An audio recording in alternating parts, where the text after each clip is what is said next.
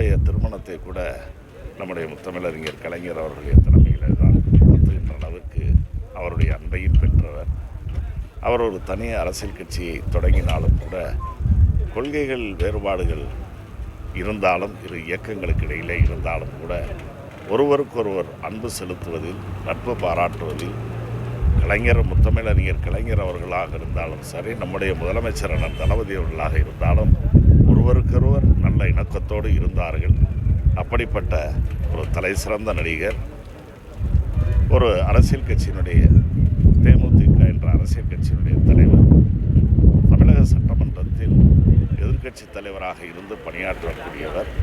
அதே நேரத்தில் நடிகராக மட்டுமல்லாமல் அந்த நடிகர்களுக்கான சங்கத்தை நீண்ட நாள் அதனுடைய தலைவராகவும் இருந்து அந்த சங்கத்தை சீர்படுத்திய பெருமையும் அவருக்கு உண்டு. ஆகவே அவருடைய மறைவு என்பது திரையுலகுக்கும் அரசியல் அரங்குக்கும் ஒரு மிகப்பெரிய இழப்பு. மாண்புமிகு முதலமைச்சர் அவர்கள் கூட வேற்றுக் கட்சியை சார்ந்தவர்கள் என்ற எண்ணமெல்லாம் இல்லாமல்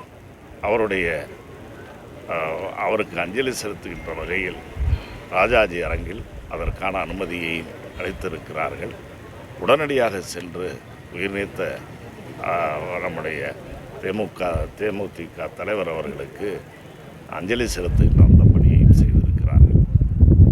அந்த வகையில் திராவிட முன்னேற்றக் கழகத்தின் தலைவர் அவர்களே அவருடைய மறைவுக்கு இரங்கல் தெரிவித்திருக்கின்ற நிலையில் எங்களுடைய இரங்கலையும் அவருக்கும் அவருடைய குடும்பத்தாருக்கும் அவரது இயக்கத்தை சார்ந்தவர்களுக்கும் தெரிவித்திருக்கிறோம்.